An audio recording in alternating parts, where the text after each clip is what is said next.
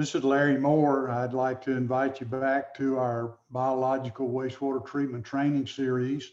Today we'll be doing presentation number 13, and I'm going to introduce you to the BioTiger model in the Department of Energy MEASUR suite of software packages.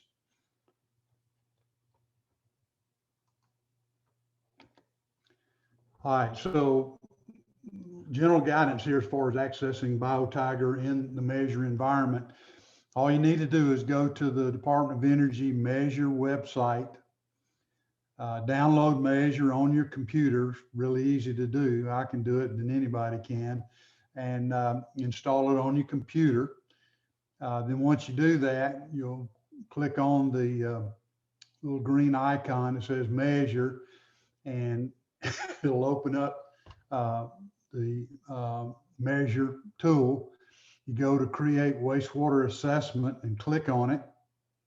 Then you'll type an assessment name identifying the assessment you're about to do, and then you'll click add assessment to begin. So let's see if we can't do that right now.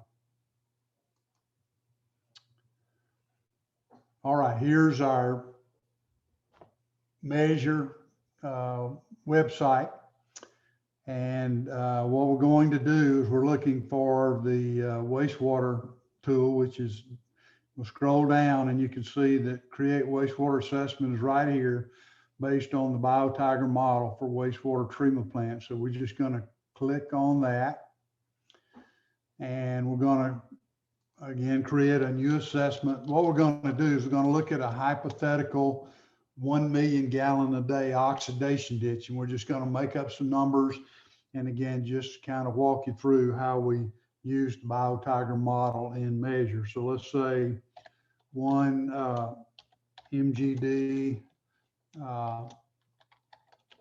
oxidation ditch, we'll call it test, okay?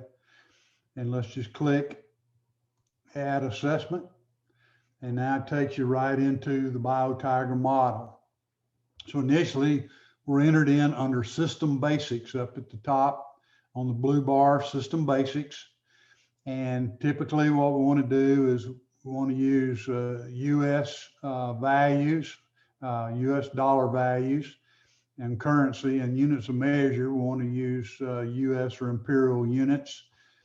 And for this particular application, we're going to allow the maximum solid retention time to be 100 days. There may be situations where you want to make the maximum solid retention time 20 days if you're going to analyze a plant that's operating at an SRT of about 3 or 4 days. And I've analyzed plants that actually operate that way, or I've been to plants that actually operate at about 160-day SRT. And so in that case, I'd want to make maximum solid retention time 200 days. So it describes the range of SRTs or sludge age that you're going to evaluate as you use the BioTiger model. And typically we're going to evaluate for a 12-month operating period. So we got our basic information here. So now we can either, I'm going to click off this little thing. We can either click next down at the bottom right, and that'll move us into the activated sludge baseline conditions, as I'll call it. So in our hypothetical 1 MGD oxidation ditch, let's analyze it initially at baseline and our alternate scenario conditions at 20 degrees C. We're going to assume medium strength sewage. So we're going to use an influent CBOD5 concentration of 2 milligrams per liter. Our oxidation ditch has a volume of exactly 1.0 million gallons. And we're going to go ahead and evaluate at a 1.0 MGD flow rate. It's operating at the design flow rate. Our inert VSS, we're going to assume, again, it's medium strength sewage. So I'm going to assume the influent suspended solids is 200 milligrams per liter. I can go ahead and put that down here. And so at 200 milligrams per liter, if you look at I access my BioTiger user manual, at a 200 milligram per liter no, excuse me, that's effluent TSS. I need to change that. Influent TSS is right here, 200. All right, so let's use an inert volatile suspended solids concentration of 40 milligrams per liter. So again, the inert VSS, that's the incoming volatile suspended solids in the raw wastewater that are not biodegradable. And that's an important number, and you need to estimate that fairly accurately for your wastewater, because the inert VSS are going to accumulate in the process, they're not going to break down, and they're ultimately going to end up in either the waste sludge that leaves the system, or they'll end up as suspended solids in the effluent. Okay, we're going to assume medium strength sewage, and I'm going to use an oxidizable nitrogen concentration of 35 milligrams per liter. And the biomass VSS to TSS ratio, I almost always use 0.85. You can use anywhere in the range of 0.8 to 0.9, but 0.85. What we're saying is that 85% of the biomass is approximately organic matter. But again, we're talking about the VSS to TSS ratio of the biomass itself. We specified our influent suspended solids at 200 milligrams per liter. The inert inorganic TSS, we're going to use 20 milligrams per liter. That's often what I use for medium strength sewage. So here, again, these are the inorganic suspended solids that are considered inert, and they will accumulate in the system and end up eventually in the waste sludge or the solids leaving in the effluent.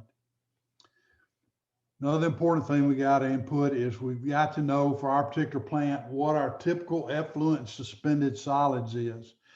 On this particular plant, I'm going to assume that our final clarifier is producing about 8 milligrams per liter of effluent suspended solids. Now the RAS TSS, that's the TSS concentration in the waste sludge and in the return sludge. And normally it'll be between 5,000 and 15,000 milligrams per liter. In this particular case, I'm going to use RAS TSS at 10,000 milligrams per liter. Then we come to an important decision. What are we going to use to control our plant? Are we going to use MLSS or are we going to use SRT? I would recommend that use MLSS as most operators do, to set that value to actually control how the process operates. And then once we analyze it, model will actually calculate the SRT or sludge age that corresponds to that MLSS value. If you use SRT as your control point, then SRT will control the plant and the model will calculate the corresponding MLSS concentration for that SRT. Okay, so the MLSS concentration that we're going to use, which is really important, we're going to operate at, let's say, 3,000 milligrams per liter of MLSS. And now we have our system biokinetic constants. And almost always, I will use the ones that you see here: cell debris biomass fraction. Again, that's the fraction of the cell mass that'll actually end up as cell debris, or as Eckenfelder used to call it, bug bones. And again, it'll eventually accumulate in the process and end up in the waste activated sludge, or eventually as solids in the effluent. The next constant is biomass yield constant. That's the pounds of biomass produced per pound of BOD5 consumed. And I typically use 0.6. K sub S is our hash saturation constant in monode kinetics. I talked a little bit about this when we talked about biokinetic evaluation of activated sludge, but I almost always use a value of 60 milligrams per liter for raw sewage, municipal wastewater, medium strength. And again, it's our hash saturation constant. Then we have our endogenous decay coefficient. It generally ranges between 0.05 and 0.15, and normally I'll use a value of 0.1. And then the maximum specific substrate utilization rate. That basically describes the rate that the BOD is going to be consumed or degraded. And I typically use a value of little k of 8 days to the -1. So we'll use these typical values for this analysis. All right, so next we'll click on activated sludge, or well, we have activated sludge. Let's click on Aerator Performance. So we've provided our basic operating conditions for the activated sludge process. Or initially, well, yeah, we're going to need to supply a DO concentration. Let's put a value in. Let's just put in 3 right now as an estimate, and then we'll fine tune that later. Then we enter our value for alpha. Alpha and beta are really important in calculating the field transfer rate of the aeration equipment. Alpha is generally between 0.8 and 0.9. I frequently use a value of 0.84. And then beta is generally between 0.9 and 0.95. And I generally use 0.92. So again, what is alpha? It's the ratio of the oxygen transfer coefficient in wastewater divided by the oxygen transfer coefficient in tap water. And beta is the ratio of the saturation dissolved oxygen concentration in wastewater divided by the saturation dissolved oxygen concentration in tap water. And again, I typically use 0.84 and 0.92 for alpha and beta. Now we've got to specify what type of aeration equipment that we have. Right now, it's got ultrafine bubble diffusers. Well, we're going to be looking at an oxidation ditch. It's got fixed horizontal rotor aerators. So we're going to go down to mechanical aerators, and we're going to select surface, brush, and blade, because that's the kind of fixed horizontal aerators that we're using in our test oxidation ditch today.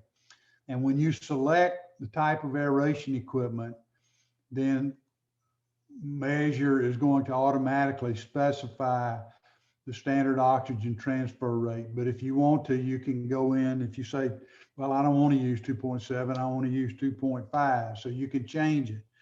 But the recommended value is 2.7 as a standard oxygen transfer rate. And again, aerator manufacturers, they test their aeration equipment at standard conditions. That's tap water, 20 degrees C, starting at a DO concentration of 0.0 milligram per liter, and at sea level, or 1 atmosphere of pressure. And so what we get, aerator manufacturers will provide you the SOTR. And I'm giving you a typical value for 2.7 is a typical value for horizontal fixed blade, surface brush and blade aerators. Now we're going to specify our aeration horsepower. Well, in this particular plant, they have 350 horsepower aerators, and they're using all 3 of them right now. Okay, so we got 150 horsepower of aeration operating. The site elevation, we're at a relatively low elevation of 200 feet. Initially, the plant is operating they're running the aerators 24 hours a day. Again, the aerators, based on what we specified, we've got a mechanical aerator. If we specified fine bubble diffusers, then now we can check, we could either have a positive displacement blower or we could use a centrifugal blower, okay? But again, we're specifying that we have an oxidation ditch and we're using surface brush and blade, so the model automatically tells you you've got a mechanical aerator. And we're going to specify the aerator speed, and the plant tells us they're running the aerators at 100% speed. And then we specify electricity costs. Well, the plant tells me that they're paying 9 cents a kilowatt hour, so $0.09 per kilowatt hour. And again, that's the overall charge. That includes the base kilowatt hour charge, the demand charge, power factor penalty, administrative costs, environmental fee, any other charges in there. It's the overall cost that you pay for a kilowatt hour of electricity. And initially they're operating fully aerobic. So they're operating with the aerators on 24 hours a day. And so we do not have an anoxic zone in the oxidation ditch. So that's our baseline conditions. Okay, now if we want to do an assessment, go up to assessment and click assessment. So now we have our baseline data that we have just input. That's all shown in here, baseline information that we just put into the model. Again, 1 million gallon volume, 1 MGD flow rate, and all of the input values that we just specified. And the aerator equipment, again, for baseline conditions, exactly what we specified a moment ago. Now what we want to do is we would like to look at an alternate scenario. They're operating and we haven't evaluated it fully yet, but let's provide the opportunity to modify the operation of this treatment plant. And we're going to run it. We're going to use less aeration horsepower as our alternate scenario here, and see if we can make this plant more efficient and save energy. So we just created an alternate scenario. We called it less aeration horsepower. So we're going to come in here. Right now, it's got the same conditions that we specified for baseline operation. So I'm going to leave the DO initially at 3 milligrams per liter. We'll fine tune that later for both the baseline conditions and our alternate scenario here. So again, we're using surface brush and blade, same standard O2 transfer rate. And another thing, we're going to operate the plant under the same exact conditions. So the way the activated sludge process is going to operate is identical to what it is under baseline conditions. So all we're going to do in our alternate scenario is evaluate running the aeration equipment using less horsepower. So initially they were using 150 horsepower.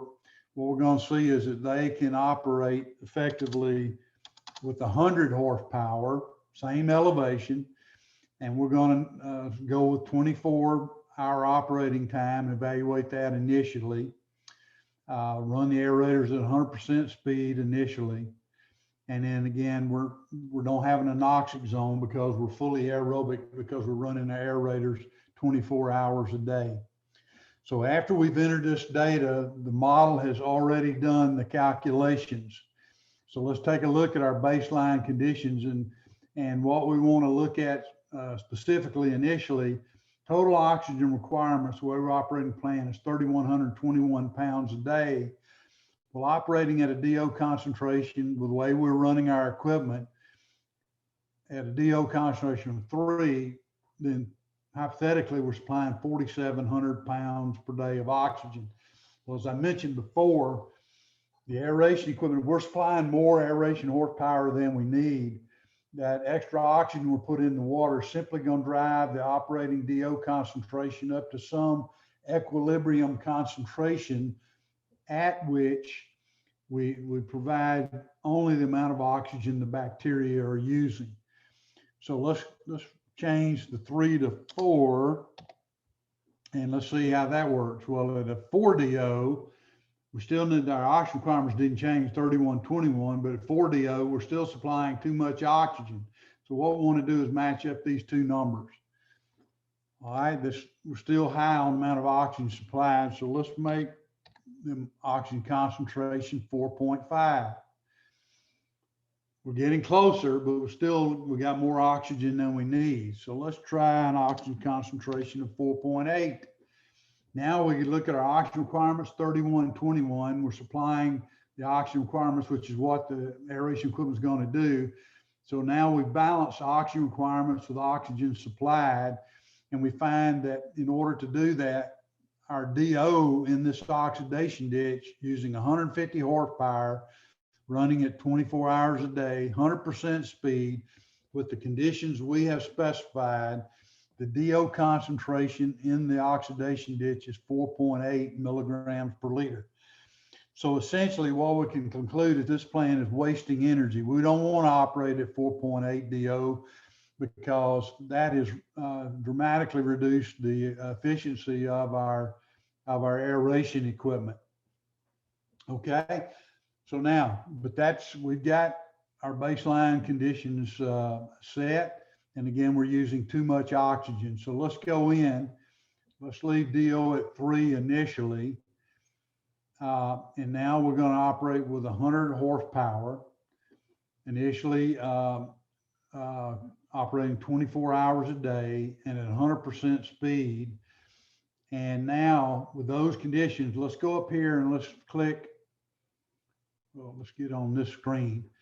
We're going to click optimize DO. So it's going to find the DO concentration for the way we specified our aeration equipment, 100 horsepower, operating 24 hours a day at 100% speed. Let's click optimize DO, and it's going to find the oxygen concentration where we're balanced.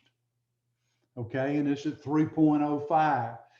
So running 100 horsepower, 24 hours a day at 100% speed, we're going to have an operating DO concentration of about 3.1 milligrams per liter. And you can see for our alternate scenario here, using less aeration horsepower, our oxygen requirements are 3121, and we're supplying almost exactly that. Okay, but 3.05 milligrams per liter is still more oxygen than we need. So we can still fine tune this process. And by the way, let's look at the energy saved by using 100 horsepower, by turning off one of our 50 horsepower aerators. And instead of using 3 50 horsepower aerators under baseline condition, now we're only using 2.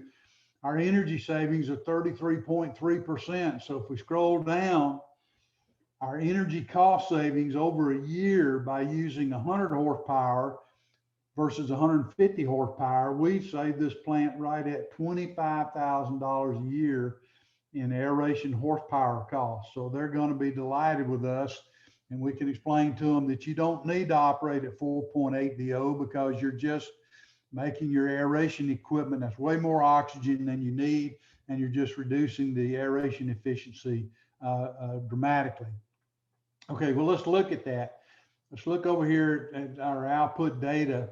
Again, for baseline conditions at a 4.8 DO for baseline, our field O2 transfer rate for the aeration equipment is only 0.87. Well, operating at 3.05 milligram per liter DO, now our field O2 transfer rate is 1.3. But still 3.05 milligram per liter of DO is more dissolved oxygen than we need. So what we're going to do, let's go up here again to the operating DO, and we're going to specify, we're going to operate at 2 DO. And so now what we got to do is decide how we're going to do that. And let's say that what we want to do now, we reduce the operating DO, so that's going to make the aeration equipment more efficient. So let's go in and say, okay, well, what speed can we run the aerators to satisfy that 2 DO? So we're going to click optimize speed. And what it tells us, we can run those aerators at 83% speed. That will maintain the DO at 2 milligrams per liter. And we still, we're right on. We're supplying exactly the oxygen that the biomass are using at the given operating conditions. All right, so we've increased by reducing the speed of the aerator from 100% to 83%. Now we're up to 44.5% energy savings. Now our energy cost savings are almost $34,000 a year. They're going to be glad to actually achieve those energy savings, and those are realistic values, by the way. But we can still get additional energy savings for this plant, because we're operating 24 hours a day with aeration equipment.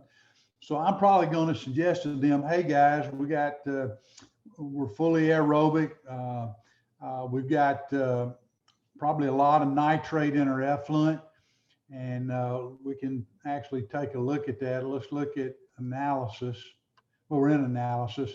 Let's look at report. And again, where we're operating under the reduced horsepower conditions, again, our effluent nitrate nitrogen concentration is estimated at 26 milligrams per liter because we're operating fully aerobic. Well, we've got a lot of nitrates there that we can use in our process. So let's go back to assessment. And what we're going to do, we're going to, again, operate where we are right now, but now we're going to turn the aeration equipment off for about 4 hours a day. So let's go in and say, okay, now we're going to include an anoxic period. So I'm going to change this from no to yes, because if we turn the aeration equipment off 4 hours a day, well, let's let the model tell us. So let's go and say, okay, we're going to use on-off operation and see if we can save some more energy.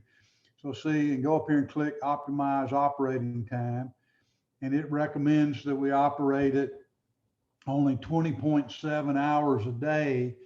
And again, we're still supplying the amount of oxygen that we need. And so now our energy savings are up to 52.1%. So what have we done? We've, instead of using 150 horsepower of aeration at current conditions, now we're only using 100 horsepower. We're running our fixed horizontal rotor aerators at about 83% speed, and that assumes we have a VFD. We may not. If we don't have a VFD, we can optimize it a different way. So let's say we don't have a VFD. So let's go in and say we don't have VFDs. So we're going to have to operate at 100% speed. And so now what's our DO going to be? So if that's the case, we're still going to be above 3 on DO. So now what we want to do is we're already in this scenario turning off the aeration equipment a little over 3 hours a day, but now we can turn it off more. So let's click optimize operating aeration time. Well, it says can't optimize further. Okay, so we need to go up here. Let's say we want to shoot for a operating DO concentration of 2 milligrams per liter, because that's going to be more efficient, and that's plenty. And now we go to optimize operating time. So if we don't have VFDs, we have to operate at 100% speed. Now we can, the model is telling us we can turn these aerators off about 7 hours a day, go from 24 hours a day to 17 hours a day operation. And so for 7 hours a day, we're going to turn off the aeration equipment, biomass is going to settle, but we're going to get denitrification. So during those 7 hours, the aeration equipment is off, we're actually going to have an anoxic reactor, and we're going to get pretty darn good denitrification. And under these conditions, again, we're still able to supply the amount of oxygen that we need, operating at a 2 DO concentration when the aeration equipment is on. Again, we've increased the field transfer rate of the aerators from 0.87, operating where we were initially at 4.8 DO and 150 horsepower of aeration, to now with only 100 horsepower and running it 17 hours a day. And when the aeration equipment is on, a DO of 2, our field O2 transfer rate has gone from 0.87 to 1.56. And again, we've got about 52% energy savings. So we're up to almost $40,000 a year energy savings. So let's get ready to wrap it up here, but let's go to report. So let's click on report up in our, at the top. And so now what we're going to have is a summary of our baseline operating conditions, which again, we're operating with 150 horsepower of aeration. We're running at 24 hours a day. And what is our operating DO concentration? Well, let's see, I don't see it right now, but we know that it was 4.8 milligrams per liter, which was too much. And our aerator energy cost was almost $76,000 a year. But in terms of the way the plant is operating, again, the baseline conditions and the new scenario, by changing our aeration equipment, the way the plant is operating has stayed the same. We haven't changed anything, okay? All we've done is change the way the aeration equipment is working. And so again, the O2 requirements 3121 under both scenarios. And okay, what we did here, okay, we look under our less aeration equipment. Again, we operate it under denitrification requirements. So now, by turning the aeration equipment off for a few hours a day and creating an anoxic zone, our denitrification oxygen requirements are considerably less. Instead of fully aerobic 3121, now we're at about 2,700 pounds per day. So by operating with turning the aeration equipment off and creating an anoxic zone, we reduced our oxygen requirements, I believe, about 14%. And again, our effluent quality, the only change we made is that now, by operating in the denitrification mode, instead of sending out 26 milligram per liter of nitrate nitrogen, now we're estimating that we're going to send out about 8 milligram per liter of nitrate nitrogen. And that's a rough estimate, because the way I've set up the model, we don't do a detailed analysis of denitrification. I just say that if you create an anoxic zone and provide good conditions for denitrification, we're going to make an assumption that you can achieve 70% denitrification efficiency. And so that's the way the model is set up. So we're not, in BioTiger, we're not allowed to do a detailed analysis of denitrification. It's only a cursory analysis. But again, if we create good anoxic conditions and can achieve 70% reduction of nitrates going out in the effluent, that's going to be of great benefit. And then that should allow us to achieve significant oxygen savings.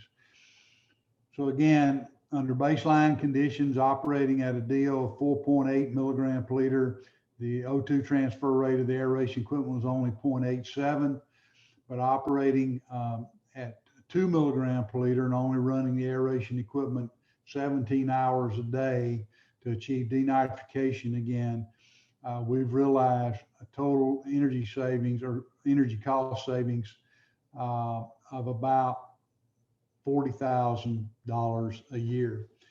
So one other thing we'll look at quickly before we wrap it up here, let's go back to analysis. And now what the model does, it generates some curves for us. And in this particular scenario with the baseline and the alternate scenario, again, the operating conditions were the same. So we've got one curve for all of these conditions for all 7 curves here. So what that tells us is we didn't change the operating conditions of the activated sludge process. All we did is change how we're using our aeration equipment, so that we have one curve for both scenarios, baseline and with less aeration horsepower. So the curves are one and the same. Now, real quickly, if we were to go back and say, okay, I want to analyze baseline, or excuse me, less aeration horsepower. Let's say, let's analyze it at 28 degrees C. Okay. Now I'll need to adjust my aeration equipment.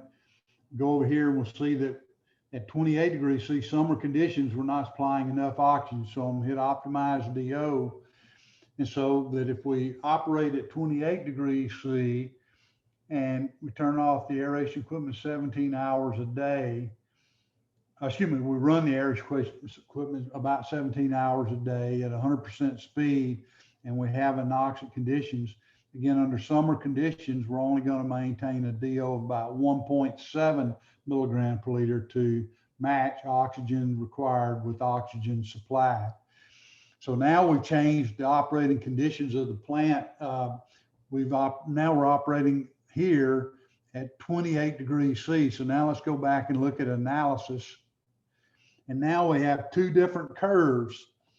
The green line represents the baseline conditions, and the blue line, which is just underneath the green line, now represents operating at 28 degrees C. So now we've changed the operating conditions of the activated sludge process. So in other words, we changed more than just how the aeration equipment operates. And so what we'll see, our effluent CBOD, again, the blue curve represents summer conditions. We're going to get slightly better effluent quality on CBOD in the summer, or at 28 degrees than we are at 20 degrees C. At 28 degrees C, we're going to generate less biomass, because at 28 degrees C, endogenous respiration rate is going to be higher. And so we're not going to have as much biomass in the system, and that's represented in the two different curves here. And then what we're going to see is that at 28 degrees C, our biomass production measured as TSS, we'll see that at 28 degrees C, we're going to generate less biomass, waste biomass or waste solids, because again, at 28 degrees C, at a higher endogenous respiration rate, we're going to generate less biomass because of that higher endogenous respiration rate. Now look at our oxygen requirements. On the other hand, because at operating at 28 degrees C, which is the blue curve, our oxygen requirements are going to increase, because at a higher endogenous respiration rate at 28 degrees C, we're going to need more oxygen. So we're going to have, again, two different curves here simply by changing the operating temperature. Okay, well, that's enough for you to digest today. But again, you can go to report, and again, showing our baseline conditions, and also our alternate scenario where we looked at less aeration horsepower. And then all we got to do if we want to print these conditions, which gives us our influent data, our operating data for the activated sludge process, the effluent quality for both scenarios, baseline and alternate scenario, and our aerator performance baseline versus alternate scenario. And then if you want to print that, just go up here and click print, and you'll be able to print this information. So thank you for listening. And again, we'll come back on our next presentation, and we'll do this again. We'll actually analyze a real treatment plant, and we'll look at, again, a baseline condition, and then we're going to look at substantially changing the way that plant operates. So hope that's been useful for you. Again, a quick introduction to the BioTiger model. That's a lot to digest, but tune back in for presentation number 14. And again, we'll do it again on a real world plant and give you some more experience at operating or using the BioTiger model. Thanks, and have a great day.